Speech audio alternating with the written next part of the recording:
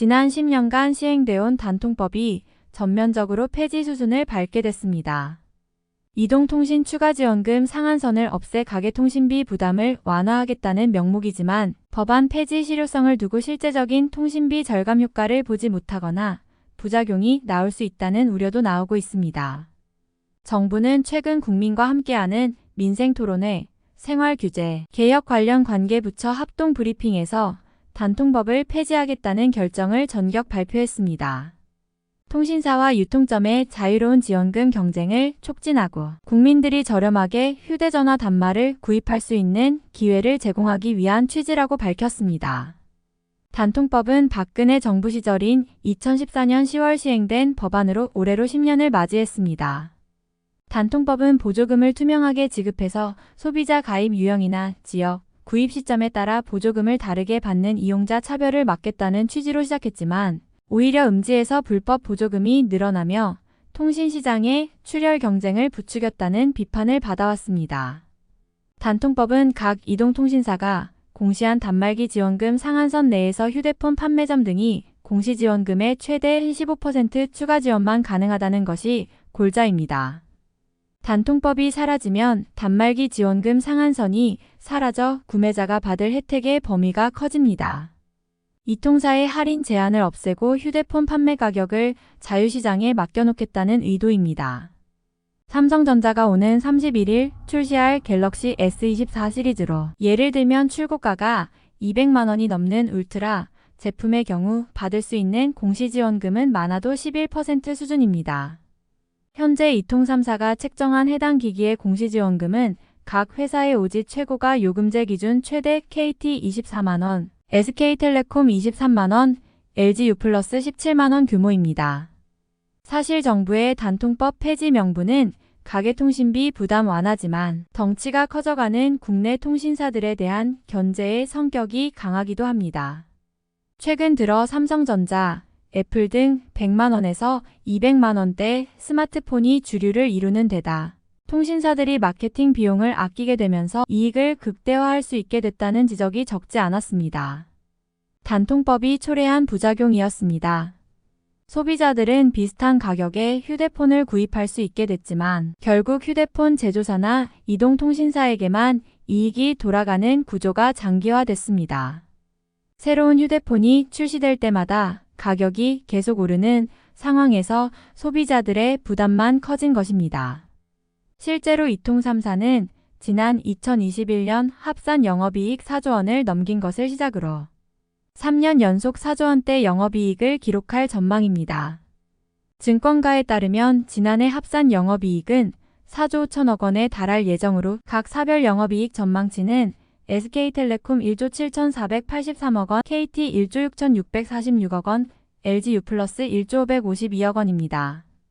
우선 판매점들의 반응은 긍정적입니다.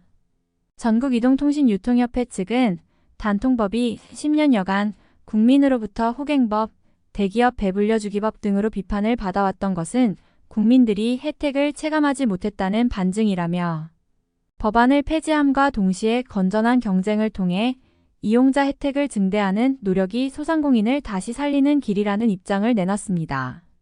관건은 이통 3사가 단말기 할인 혜택을 늘릴 의지가 있느냐는 점입니다. 통신업계에서는 단통법이 도입되던 시기와 달리 현재 오지 보급률이 높아 이통사들이 적극적으로 마케팅에 나설 가능성을 낮게 보고 있습니다.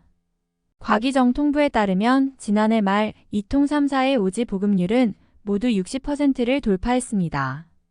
보급률이 가장 높은 KT는 71.1%에 달합니다. 단통법이 도입되던 2014년만 해도 사지에 해당하는 LTE 경쟁이 치열하던 시기로 가입자 확보를 위해 이통 3사가 막대한 보조금을 투입해 고객 빼오기 경쟁을 벌이던 시기였습니다. 휴대폰 단말기 경쟁도 삼성전자 외에도 지금은 철수한 LG전자, 펜텍 등이 치열한 장려금 경쟁을 벌이던 시절이었습니다. 게다가 현재는 이미 전체 이동통신 가입자 안에서 오지 이용자들이 차지하는 비중이 상당합니다. 곽희정 통부 통계에 따르면 지난해 11월 말 기준 국내 오지 가입자는 3,251만 명으로 전체 8,370만 명의 38.8%를 차지하고 있다.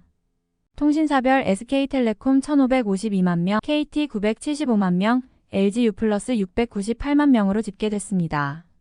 정지수 메리츠증권 연구위원은 10년 전에는 3G 사업을 포기하고 LTE에 올인했던 LG U+로 인해 가입자 1명이 아쉬운 상황이었던 반면 지금은 5G 서비스가 성숙기를 지나 정체기에 진입해 가입자 유치 요인이 크지 않다며 비대면 서비스 가입이 자리매김한 점도 단통법 폐지 영향을 최소화할 것이라고 전망했습니다.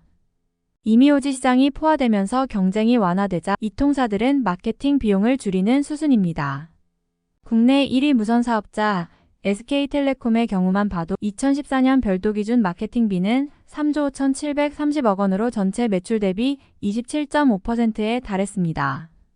그러나 2022년엔 이보다 14.3% 줄어든 3조 630억 원만 집행했습니다. 전체 매출의 24.7%에 해당합니다. 변수는 선택 약정 할인 제도입니다. 정부는 단통법을 폐지하더라도 선택 약정 할인 제도는 단말기 보조금을 선택하지 않은 소비자들을 위해 그대로 유지하기로 했습니다. 보조금을 선택하지 않은 소비자들을 위해 그대로 유지하기로 했습니다.